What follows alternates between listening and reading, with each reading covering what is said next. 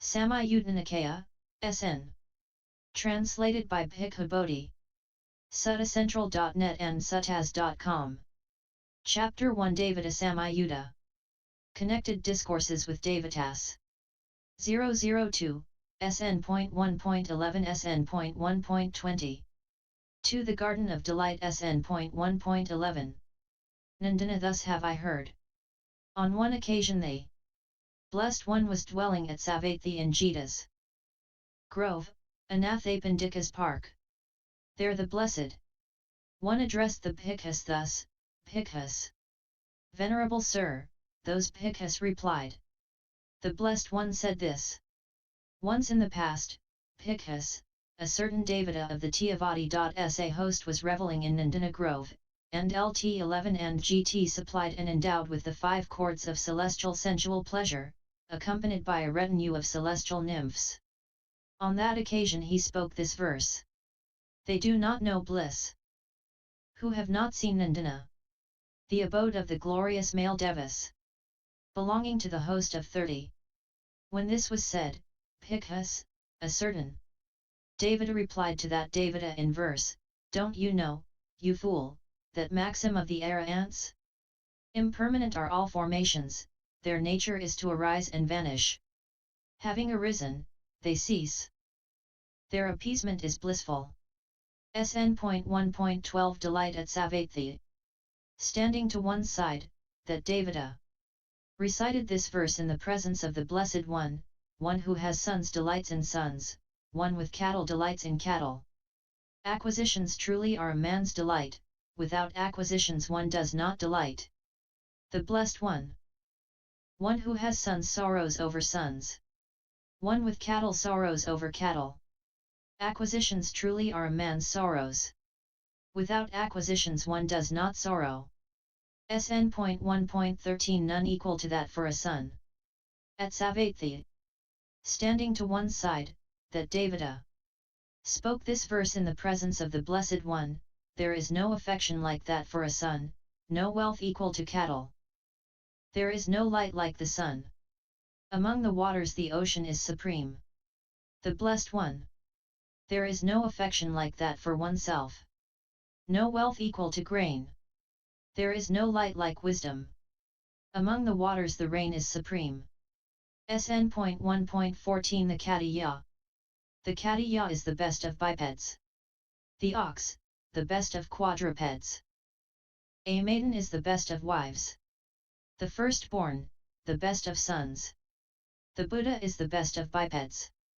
A steed, the best of quadrupeds.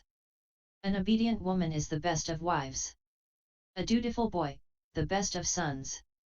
SN.1.15 Murmuring. When the noon hour sets in, and the birds have settled down, the mighty forest itself murmurs. How fearful that appears to me! When the noon hour sets in, and the birds have settled down, the mighty forest itself murmurs. How delightful that appears to me!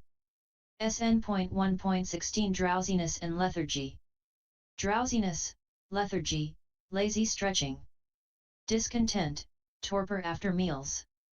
Because of this, here among beings, the noble path does not appear. Drowsiness, lethargy, lazy stretching. Discontent, torpor after meals. When one dispels this with energy, the noble path is cleared. SN.1.17 Difficult to practice.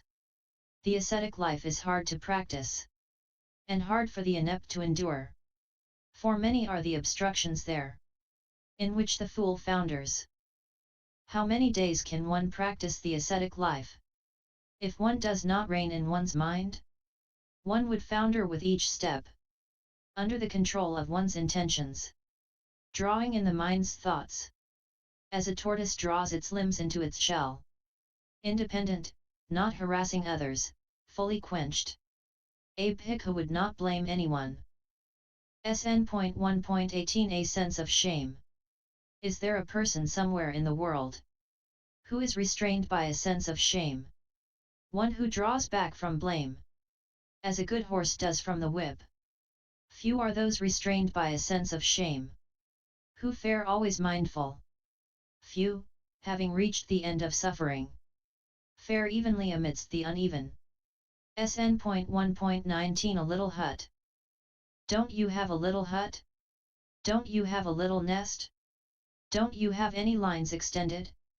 Are you free from bondage? Surely I have no little hut. Surely I have no little nest. Surely I have no lines extended.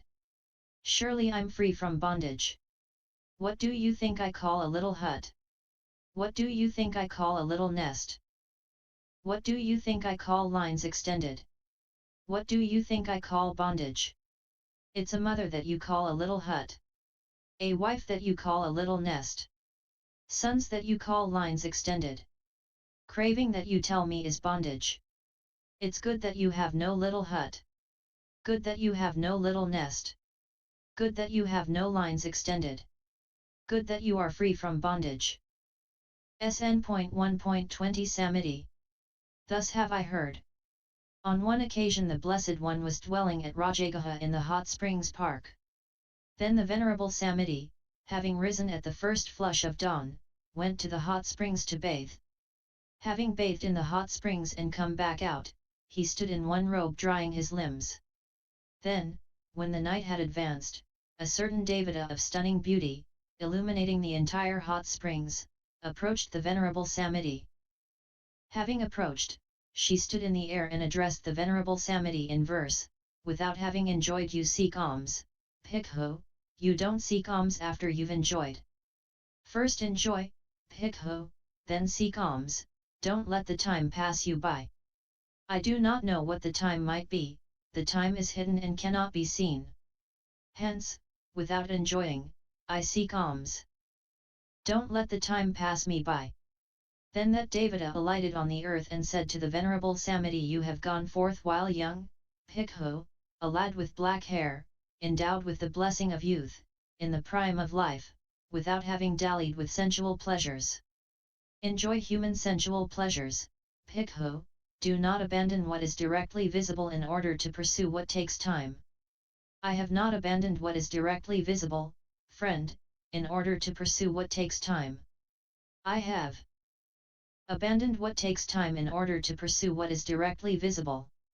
For the Blessed One, friend, has stated that sensual pleasures are time-consuming, full of suffering, full of despair, and the danger in them is still greater, while this Dhamma is directly visible, immediate, inviting one to come and see, applicable, to be personally experienced by the wise.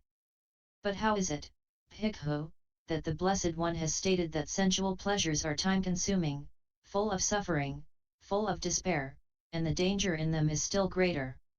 How is it that this Dhamma is directly visible, immediate, inviting one to come and see, applicable, to be personally experienced by the wise? I am newly ordained, friend, not long gone forth, just recently come to this Dhamma and discipline. I cannot explain it in detail. But that Blessed One, the Arahant, the perfectly enlightened one, is dwelling at Rajagaha in the hot springs park. Approach that Blessed One and ask him about this matter.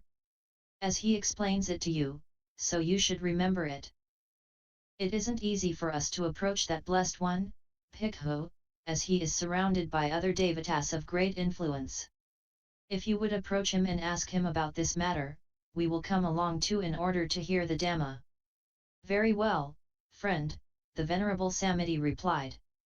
Then he approached the Blessed One, paid homage to him, sat down to one side, and reported his entire discussion with that devata, and LT 22-23 and GT verses 44-45, included in the report, repeat verses 42-43 adding, if that devata's statement is true, Venerable Sir, then that devata should be close by.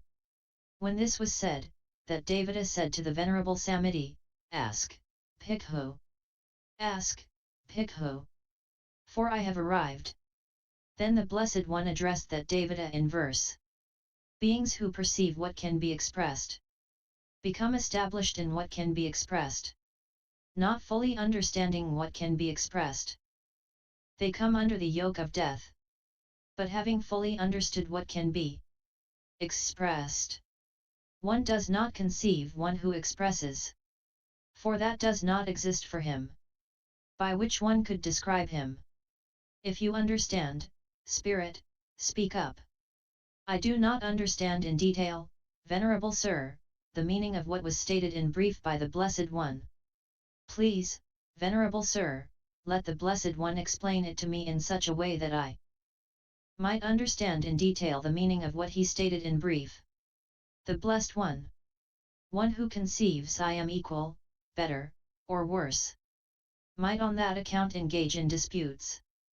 But one not shaken in the three discriminations does not think, I am equal or better. If you understand, Spirit, speak up. In this case too, Venerable Sir, I do not understand in detail, let the Blessed One explain it to me in such a way that I might understand in detail the meaning of what he stated in brief. The Blessed One. He abandoned reckoning, did not assume conceit. He cut off craving here for name and form. Though devas and humans search for him, here and beyond, in the heavens and all abodes, they do not find the one whose knots are cut, the one untroubled, free of longing. If you understand, Spirit, speak up. I understand in detail, Venerable Sir, the meaning of what was stated in brief by the Blessed One thus: one should do no evil in all the world, not by speech, mind, or body. Having abandoned sense pleasures, mindful and clearly comprehending. One should not pursue a course that is painful and harmful. End SN_.002